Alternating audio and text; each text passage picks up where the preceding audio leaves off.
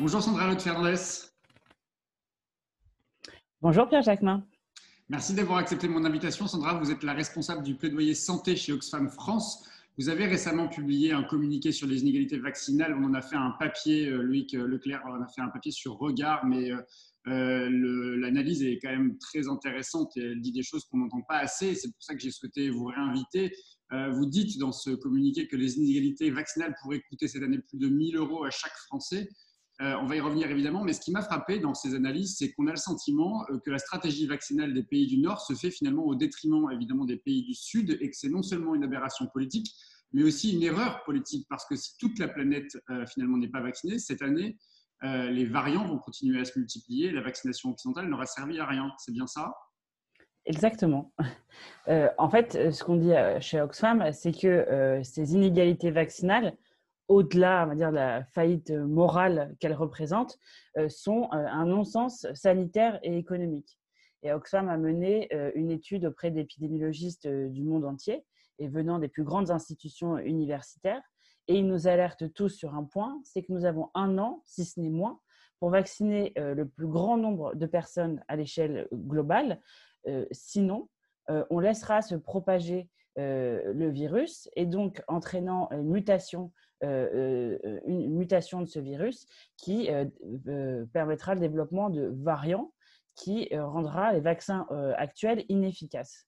Donc, tous les intérêts, tous les pays, y compris les pays riches, ont intérêt à avancer rapidement vers une immunité collective à l'échelle mondiale et pas seulement dans leur pays.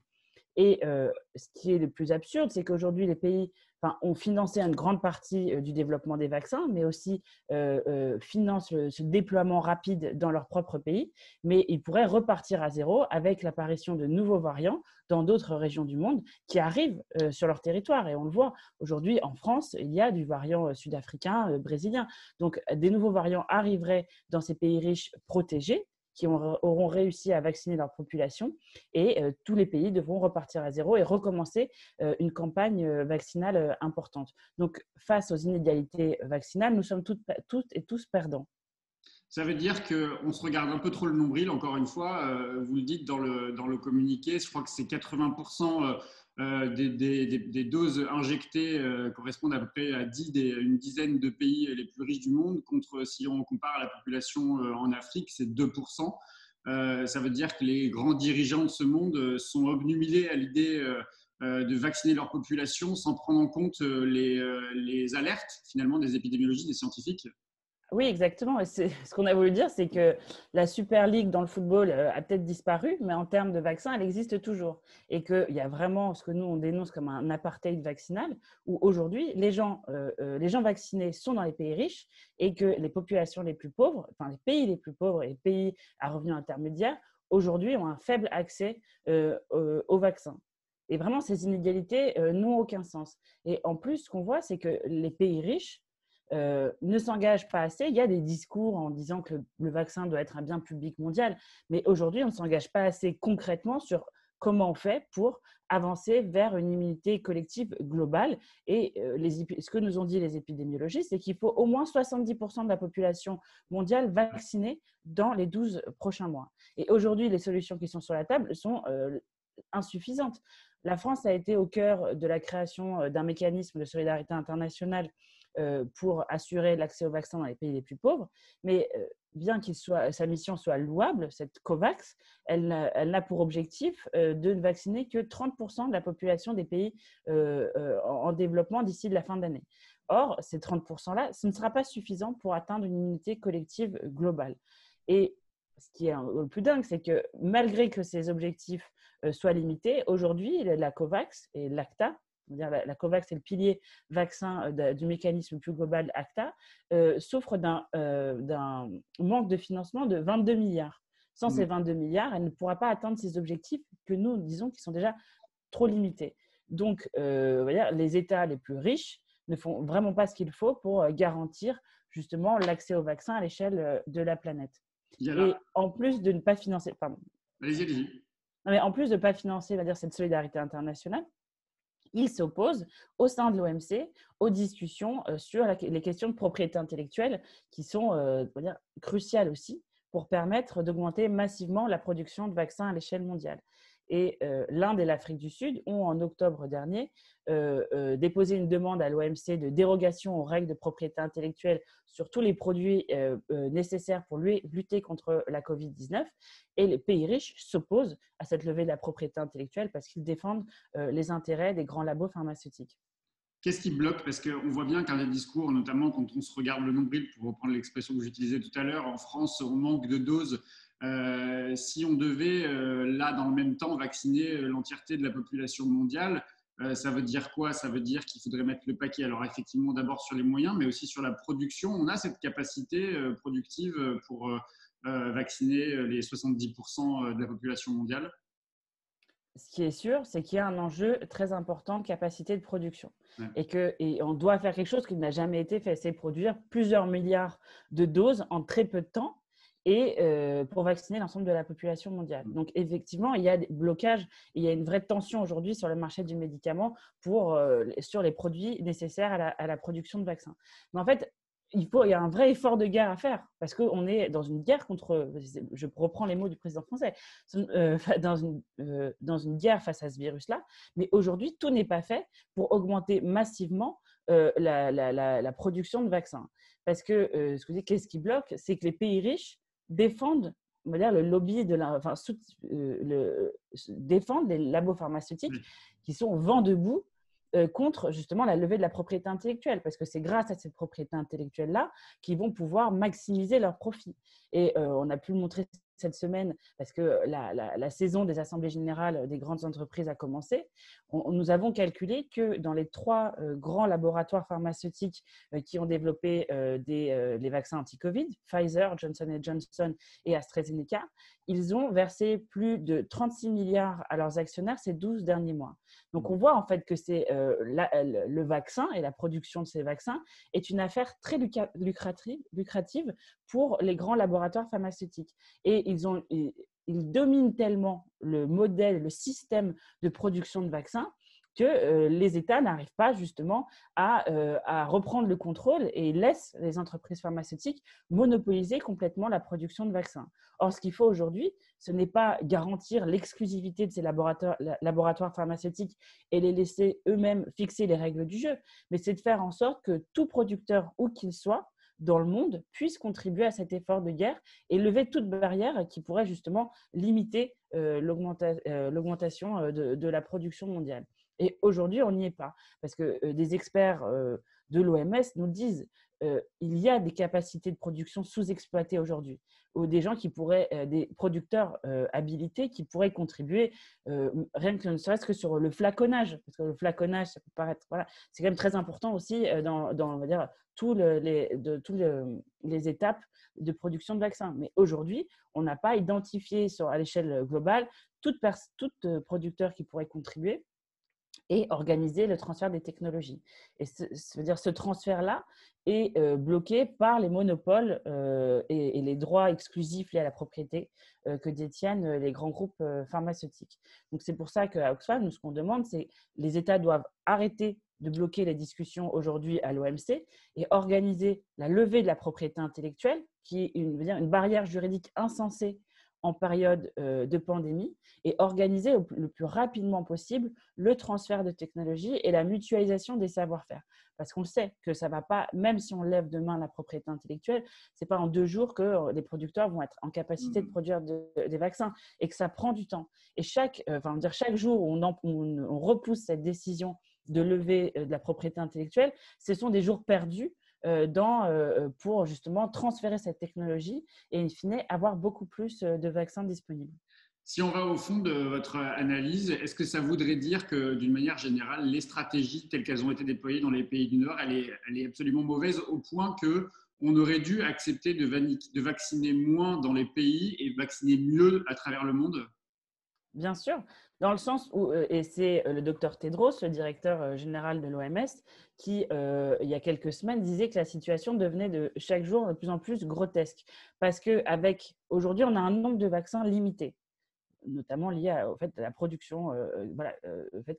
on ne peut pas produire non plus tout de suite le nombre de doses suffisantes pour l'ensemble de la planète.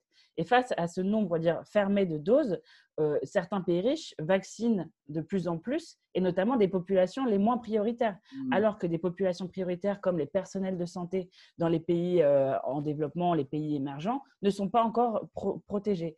Donc, on voit qu'il y a un véritable égoïsme vaccinal, où on va arriver à des pays ayant atteint 80% de population vaccinée, même des adolescents, des enfants qui représentent des risques moindres en termes de mortalité, mais laisser des pays où les personnels de santé ne sont pas protégés et du coup sont encore vecteurs de propagation du virus et décèdent. Enfin, on parle aussi de ça, des personnels de santé dans les pays qui vont mourir à cause du Covid parce qu'ils n'ont pas été protégés.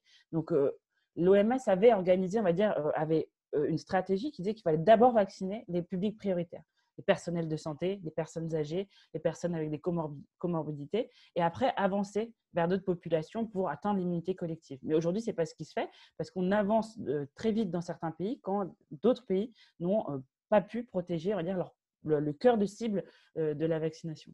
Je pense à ça parce que c'est vrai que c'est un pays qui est beaucoup vanté, beaucoup presque envié à travers le monde. C'est Israël. Israël qui montre aujourd'hui une vie qui aurait repris son cours, alors que juste à côté, il y a la Palestine qui, elle, fait les frais de l'absence de ces vaccins-là. Finalement, personne n'aurait à se réjouir de reprendre une vie normale compte tenu du fait que bien des pays pauvres se retrouvent dans une situation presque à l'origine peut-être même de cette crise sanitaire.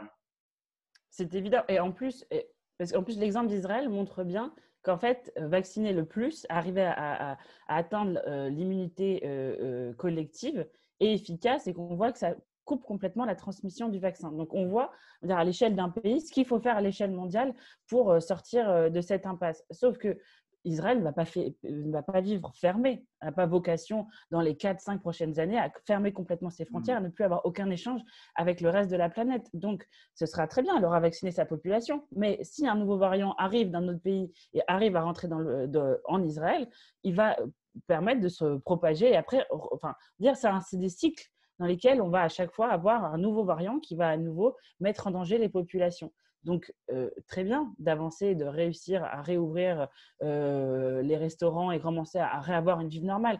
Mais on n'aura jamais une vie normale si l'ensemble de la planète n'est pas vaccinée. Donc, c'est un non-sens sanitaire. Et aujourd'hui, l'égoïsme vaccinal est un non-sens total. Et c'est pour ça que nous appelons les pays riches, parce que malheureusement, aujourd'hui, c'est eux qui ont, on va dire, les clés pour sortir de cette situation-là, à rapidement prendre des décisions, parce que nous n'avons qu'un an pour sortir vraiment de l'impasse dans laquelle nous sommes, et des millions de vies vont être, des millions de personnes vont décéder dans l'entretemps. Lors de la publication de votre communiqué de presse, j'ai noté que vous sembliez très attaché, ou en tout cas attendre beaucoup des réunions annuelles de la Banque mondiale et du FMI. Vous parlez de 650 milliards de dollars qui étaient sur la table. Qu'attendre du FMI et de la Banque mondiale? Qu'attendre de ces réunions? En fait, ces réunions ont une vertu, c'est de mettre autour de la table les pays qui ont le pouvoir de changer les choses. Donc, il y a quelques semaines, c'était les réunions de la Banque mondiale. Et dans quelques semaines encore, ce sera les sommets du G7, le sommet du G20. Et les États qui peuvent changer la donne sont là. Donc, c'est pour ça qu'à chaque fois, Oxfam se mobilise pour essayer de faire pression sur ces États pour qu'ils prennent les bonnes décisions. Et aujourd'hui, nous, on avait aussi un espoir très fort, c'est qu'on voit les choses, on voit que c'est en train de bouger du côté de l'administration Biden. Et ça fait quelques semaines que la Maison-Blanche communique auprès de la presse sur le fait qu'ils réfléchissent à soutenir la levée de la propriété intellectuelle. Donc, c'est pour ça aussi que nous avons, au sein de l'Alliance People Vaccine Alliance, coordonné un courrier d'un très grand nombre de chefs d'État et de prix Nobel qui encouragent Joe Biden à transformer l'essai et vraiment s'engager en faveur de la levée de la propriété intellectuelle. Parce que déjà, ça représenterait ce changement-là ce changement de la position américaine, ce serait quand même un grand bouleversement. Parce que les Américains ont quand même su défendre très fortement la propriété intellectuelle et changerait complètement la donne. Si Joe Biden s'engage à la levée de la propriété intellectuelle et soutienne la proposition de l'Inde et de l'Afrique du Sud au sein de l'OMC, là, je ne vois pas les États européens continuer à défendre les intérêts de l'industrie pharmaceutique qui est en train de former une nouvelle vague de milliardaires en plus. C'est Mm. aussi ça qu'on a montré cette semaine. L'industrie pharmaceutique se porte très bien et grâce à la pandémie, on a pu voir quand même l'apparition de nouveaux milliardaires. Donc, on Justement, soutient le changement de la position américaine. il y a une autre étude d'Oxfam, 500 millions de personnes pourraient basculer dans la pauvreté. Et dans le même temps, c'est cette étude qui le dit, les riches s'enrichissent. Vous avez fait cette étude sur l'enrichissement des milliardaires français pendant la période du Covid. Que propose une organisation comme la vôtre, Oxfam? Il faut taxer évidemment les revenus suscités pendant cette période du Covid? Bien évidemment, ce qu'on a voulu montrer avec notre rapport Le virus des inégalités, c'est qu'avec cette pandémie, les inégalités se sont aggravées de façon simultanée dans tous les pays du monde.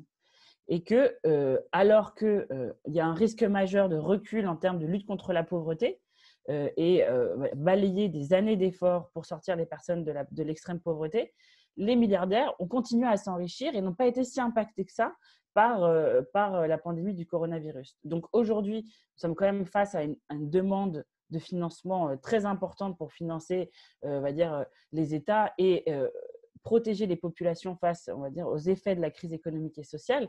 Et il faut faire contribuer ces milliardaires et ces populations les plus riches qui n'ont pas été si impactées que ça, et elles doivent contribuer à l'effort national. Et nous demandons justement à la France et aux États à réfléchir à augmenter la taxation des plus riches. Et là encore, on voit les choses bouger du côté de l'administration de Joe Biden, qui parle justement, qui soutient une plus grande taxation des sociétés à l'échelle internationale. Quand vous dites que les inégalités vaccinales pourraient coûter cette année plus de 1 000 € à chaque Français, ça veut dire quoi? La Chambre de commerce internationale a publié une étude en début d'année qui montrait que la non-vaccination des pays en développement coûterait plus de 5 000 milliards à l'économie mondiale en perte de PIB. Et elle a calculé cette perte de revenus à l'ensemble des pays. Donc, à partir de cette étude, on a pu nous calculer que ces pertes de PIB à l'échelle mondiale et à l'échelle des pays pourraient coûter à chaque Français 1 000 € de perte nette. Donc voilà, ça montre bien que c'est ne pas vacciner l'ensemble de la population, on est tous perdants et c'est un non-sens économique. Si on dézoome justement sur la question des inégalités et qu'on réfléchit plus aux inégalités à l'échelle mondiale, mais qu'on regarde du plus près sur les territoires, on voit que le risque de surmortalité à cause du Covid est de 60% plus élevé dans les communes à faible revenu que dans les plus riches. Beaucoup essaient de cacher ça sous le fait que ces territoires sont les territoires les plus jeunes. Ça suffit comme explication? Non, et en plus, pendant la pandémie, on a pu le voir que les populations les plus pauvres étaient les plus exposées, notamment du fait de leur profession, et qui était moins possible aussi de prendre des mesures, enfin, de pouvoir se confiner dans des appartements plus grands et pouvoir justement respecter beaucoup plus la distanciation sociale. Donc, ce virus est vraiment un virus des inégalités, et les populations les plus pauvres sont les plus exposées, et on voit une surmortalité aussi dans des départements comme le département du 93. Donc, c'est un vrai virus des inégalités, mais ce n'est pas une fatalité. Il faut prendre des mesures très rapides pour sortir de cette impasse. Et c'est vraiment pour ça que nous disons que c'est vraiment le nouveau symbole des inégalités, cette pandémie-là. Donc, il faut vraiment sortir de ce système qui est défaillant aujourd'hui et faire primer l'intérêt général et la réduction des inégalités sur les profits des labos pharmaceutiques et des populations les plus riches. J'ai une dernière question, Sandra. On a beaucoup parlé des morts du Covid. On a assez peu parlé de ceux et celles qui ont renoncé à se soigner pour des maladies chroniques, des cancers ou autres, faute de place dans les hôpitaux ou même et par peur parfois d'aller dans l'hôpital compte tenu de la crise sanitaire. Est-ce que vous avez des éléments du côté d'Oxfam, des données sur ces patients-là, sur la crise d'après finalement, parce qu'elle aura forcément des conséquences sur la santé de ces patients? Bien sûr. Et nous, on le voit à l'échelle mondiale. C'est que pendant le cœur de la crise, mais toujours actuellement, même sur l'accès au traitement, par exemple, du sida, les ARV à l'échelle mondiale, on voit qu'il y a eu un renoncement et beaucoup de gens qui n'ont plus accès au traitement contre le VIH, contre la tuberculose. Et il va y avoir aussi une surmortalité, en particulier dans les pays les plus pauvres, où déjà l'accès au traitement était compliqué. il y aura une surmortalité à cause de cette pandémie. Donc, les gens ne vont pas seulement mourir du Covid, ils vont mourir de la pauvreté, ils vont mourir du sida, ils vont mourir de la tuberculose, bien plus que s'il n'y avait pas eu cette pandémie du coronavirus. Donc, on voit, il y a vraiment une urgence à vacciner le plus de personnes possible à l'échelle mondiale et nous sortir de cette impasse-là qui est vraiment dévastatrice et qui va coûter plus que les morts, ce que vous dites, les morts du coronavirus. On est vraiment dans une période très dure où on va connaître des reculs en termes de lutte contre la pauvreté, en termes d'inégalité entre les femmes et les hommes. On parle déjà de 36 années perdues en matière d'égalité femmes-hommes à cause de la pandémie du coronavirus. Donc, il faut vraiment que les pays riches, notamment la France, prennent des décisions rapides et arrêtent de reporter ces décisions-là parce que c'est du temps perdu et il y aura un vrai effet cicatrice et on va voir justement les effets durablement sur les populations. Merci beaucoup, Sandra. Merci à vous de nous avoir invités.